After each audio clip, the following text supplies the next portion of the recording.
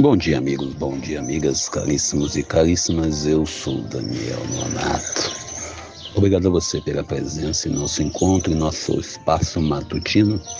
Lembrando que estamos aí há 5 dias do eleição do Conselho Tutelar.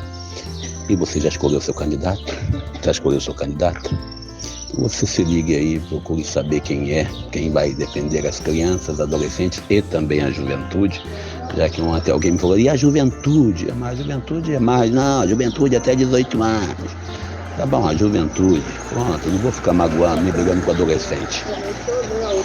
Mas aqueles que irão representar, irão estar na linha de frente aí, a gente quando fala no ECA ou fala no direito da criança e adolescente, geralmente alguns falam, antigamente eu podia bater, podia isso, podia aquilo. Podia bater, só que às vezes tinha uns e outros que não batia, mas espancava. Então por isso a importância de nós termos uma referência clara entre a correção e a tortura. Ninguém está proibido de corrigir seus filhos e orientar seus filhos. Está proibido torturar, maltratar, desrespeitar. Isso eu tenho certeza que está. Mas é uma reflexão válida, até porque hoje o texto que nós somos convidados a ler nesta manhã é o texto de Lucas capítulo 8, versículo 19 e 21, quando Jesus demonstra claramente que ele tem origem numa família. E a gente, quando fala em família, né, é algo bem complexo nesse tempo de hoje. Fico olhando alguns que dizem, minha família é perfeitinha, esse modelo de família bíblico, marido, esposa e filhos. Bom, aí vale a pena refletir, porque no contexto bíblico, por exemplo, Salomão tinha 700 mulheres e 300 concubinas, e esse era o modelo de família. Abraão teve a esposa chamada Sara e a escrava chamada Agar como mulher. Este era o conceito de família. Então, quando se fala em conceito de família no contexto bíblico, tem que tomar cuidado. Ontem mesmo eu ouvi uma frase de uma pessoa que dizia, não, tudo está na Bíblia, é a lei que vale.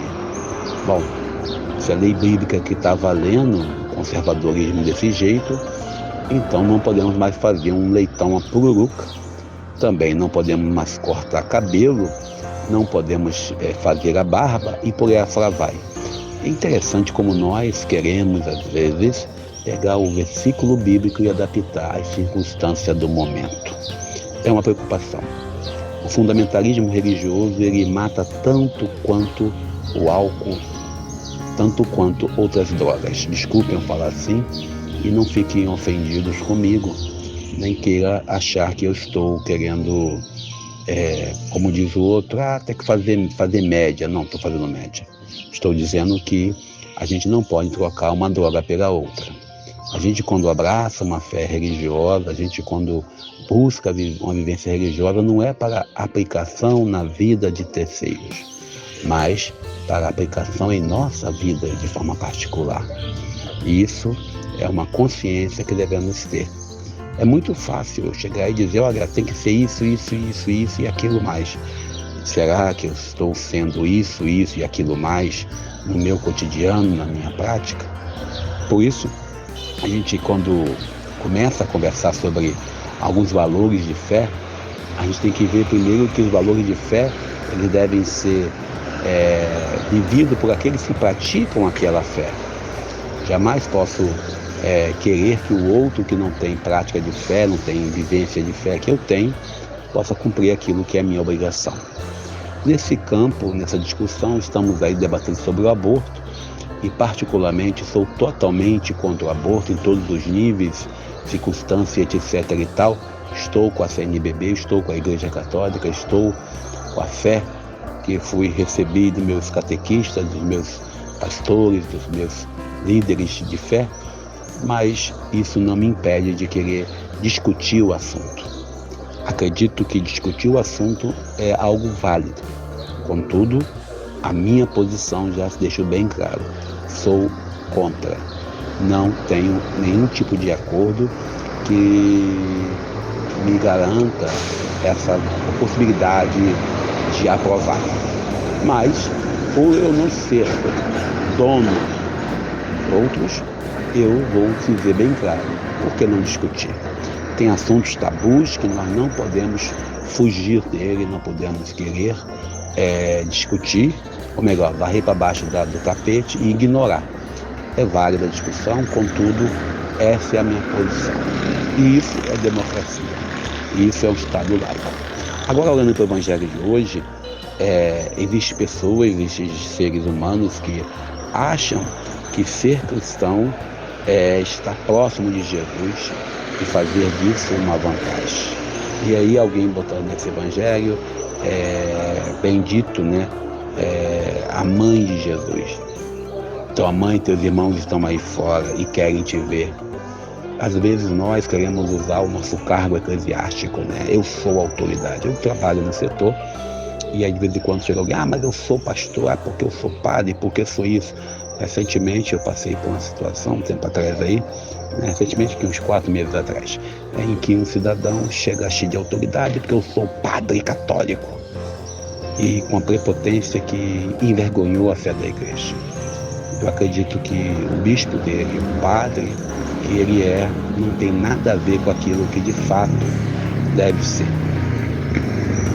Porque a minha indignação, a nossa indignação, inclusive tinha junto comigo pessoas que são de outro grupo religioso, pessoas de outra igreja, e eu atendi o cidadão e ele foi de um preconceito, de uma prepotência sem tamanho, te dizendo que só porque ele carrega uma estola e carrega uma Bíblia, ou carrega lá um material para distribuir o sacramento da unção dos enfermos, eu sou obrigado a conhecê-lo. Eu sou obrigado a identificá-lo como ministro da igreja. Talvez o que nos falta é isso. O Evangelho de hoje traz bem isso.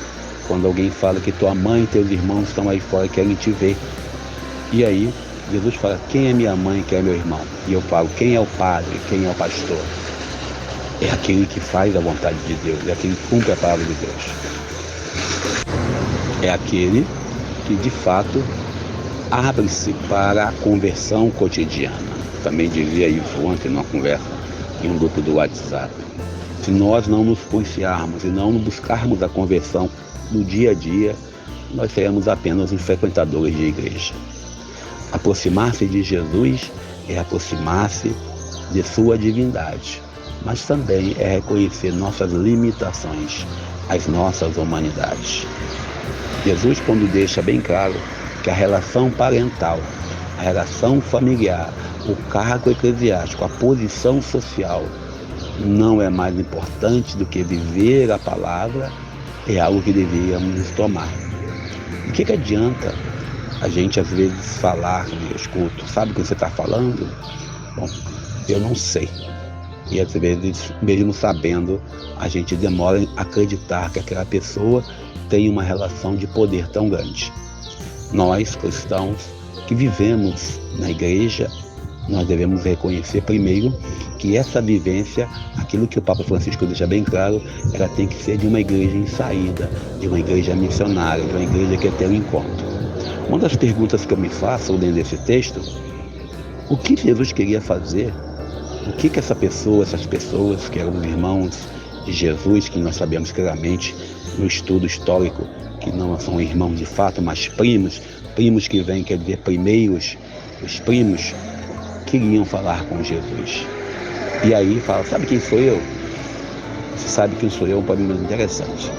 Por isso o Evangelho de hoje traz para nós uma reflexão válida sobre nossas escolhas, sobre a nossa adesão e como está a nossa conversão. Ter coragem de rezar o Pai Nosso na comunidade é muito fácil. Difícil mesmo, como diz alguns amigos, é reconhecer que o outro, que às vezes nos violenta, que às vezes nos maltrata, que às vezes exercem certos serviços que não vamos entrar, é nosso irmão. O Evangelho de hoje nos convida a olhar como estamos vivendo e praticando a palavra de Deus. E eu fico por aqui. Lembrando que nós falamos apenas 10 minutos. Então Deus nos abençoe e nos ajude. Eu sou Daniel Nonato.